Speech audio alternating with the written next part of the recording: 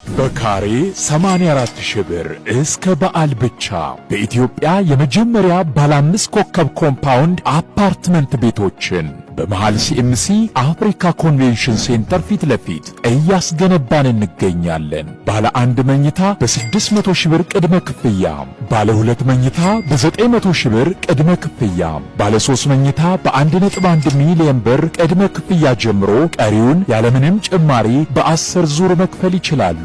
በውስጡ 2 የመዋኛ ገንዳ፣ የአዋቂዎች ጂምና ስፓም፣ ባስኬትቦልና የልጆች መቆያ ቦታ ያካተተም። ለበለጠ መረጃና ለሳይት ጉብኝት ከስር በምናስቀምጠው ስልክ ይደውሉ።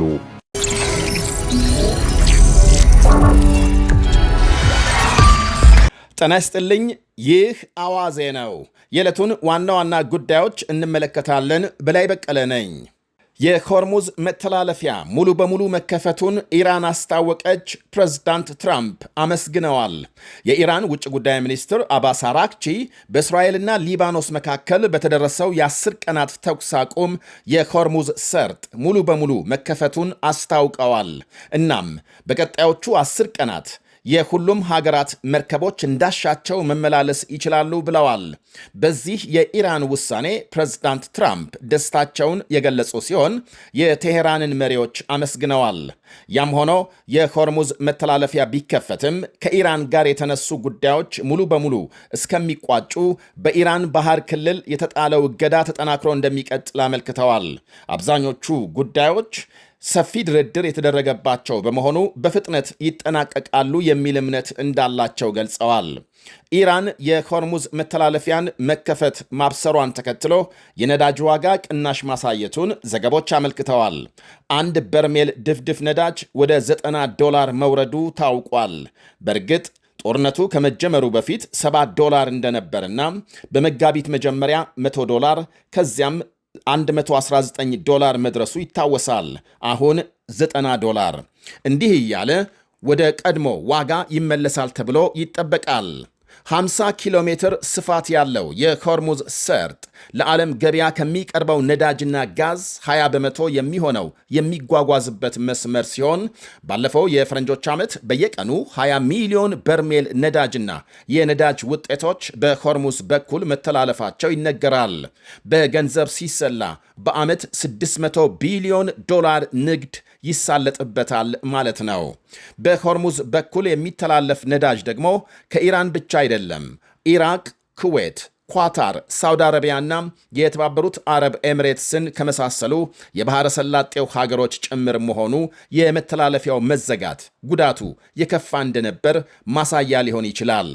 ኢራን ሆርሙዝን የከፈተችው በእስራኤልና ሊባኖስ መካከል የተደረሰውን የ10 ቀናት ተኩስ አቁም ተከትሎ ሲሆን የሄዝቦላህ ሁኔታና የእስራኤል ከሄዝቦላህ ጋር ያልጨረስኩት ጉዳይ አለ ማለቷ ስምምነቱን ሊያደናቅፍ ይችላል የሚል ስጋት አሳድሯል።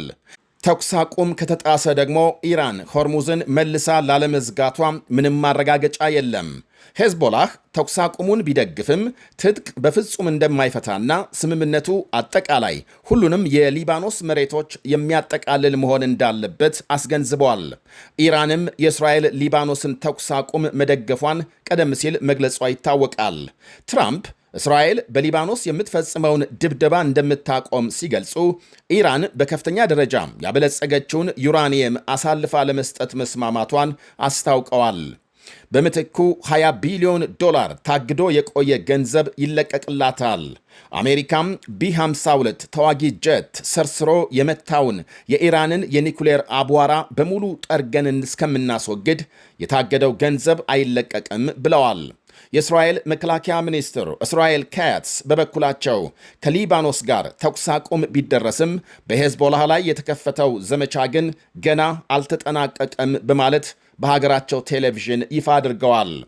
በሊባኖስ የተፈጸሙ ጥቃቶች አብዛኞቹ ግባቸውን አሳክተዋል ያሉት ሚኒስትሩ የእስራኤል ጦር በነፃ ቀጠናነት ከተቆጣጠራቸው መሬቶች ለቆ እንደማይወጣ ገልጸዋል። የኢራን ውጭ ጉዳይ ሚኒስቴር የሊባኖስ ተኩስ አቁም የሄዝቦላህ ተጋድሎ ውጤትና ከአሜሪካ ጋር የተደረሰው ስምምነት አካል አድርጎ እንደሚመለከት ገልጧል። የፓርላማ አፈ ጉባኤ መሐመድ ባጋር በበኩላቸው የሄዝቦላህና ሌሎች የአካባቢው ተዋጊ ቡድኖች የጋራ እንቅስቃሴ ውጤት ነው ብለዋል። ሄዝቦላህም እስራኤል ተኩስ አቁሙን የሚጥሱ ድርጊቶች ከፈጸመች ጣቴን በጠመንጃ ቃታ ላይ አድርጌ እጠብቃለሁ ሲል አስጠንቅቋል።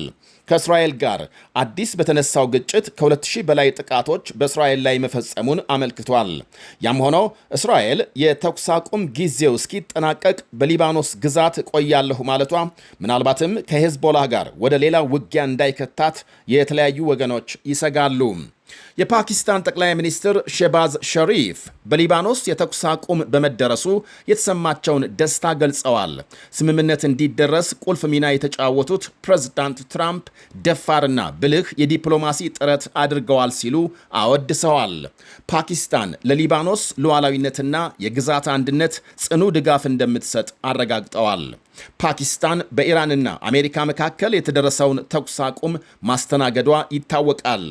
በእስራኤልና ሊባኖስ መካከል የተደረሰው ስምምነት ሄዝቦላህን ትጥቅ በማስፈታትና የሊባኖስን ሰላም በማረጋገጥ ላይ የተመሰረተ ሲሆን ሄዝቦላህና ሌሎች ታጣቂ ቡድኖች በእስራኤል ላይ ጥቃት እንዳይፈጽሙ የሊባኖስ መንግስት እርምጃ የመውሰድ ግዴታ ተጥሎበታል።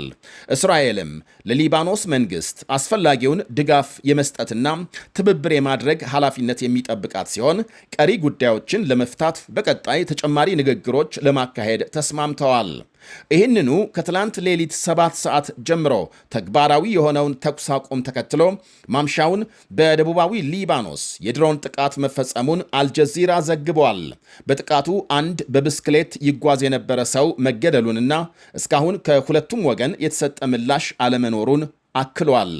የተባበሩት መንግስታት ዋና ጸሐፊ አንቶኒዮ ጉቴሬዝ እና ሌሎች ሀገሮችም የሊባኖስና እስራኤልን ተኩስ አቁም አድንቀዋል። ዋና ጸሐፊ ጉቴሬዝ ተኩስ አቁሙ ለዘላቂ ሰላም ለሚደረግ እንቅስቃሴ መንገድ ይጠርጋል ብለዋል። ሁለቱም ወገኖች ተኩስ አቁሙን እንዲያከብሩ።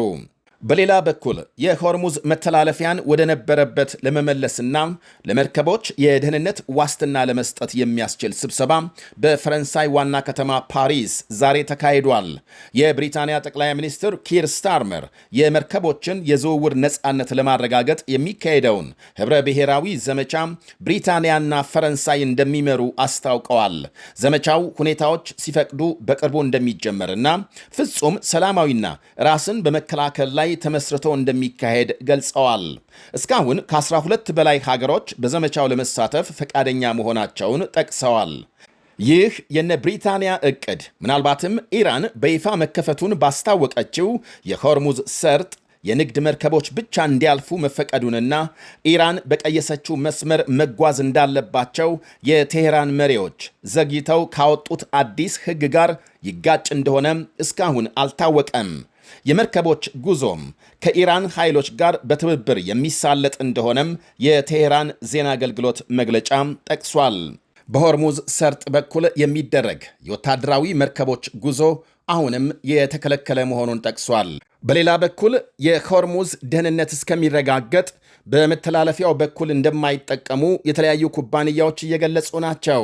ቢቢሲ ያነጋገረው አንድ የነዳጅና የጋዝ ጫኝ መርከቦች ኦፕሬተር ለጊዜው የኢራን መግለጫ ምንም የሚቀይረው የለም ብሏል። አላስፈላጊ አደጋ ውስጥ መግባት አለብን ብለን አናስብም። ቀድሞ የሚያልፍ ካለ ማለትም በሆርሙዝ መተላለፊያ በኩል ቀድሞ የሚያልፍ ተቋም ካለ የኛ ብቻ ይሆናል ሲልም አክሏል። በቀጠናው የሚገኙ ነዳጅ ጫኝ መርከቦች ኦፕሬተር የሆነው ስቴና በልክ የተሰኘው ኩባንያ በበኩሉ ሁኔታውን በቅርበት እየተከታተለ መሆኑን አስታውቋል። ይህ አዋዜ ነው።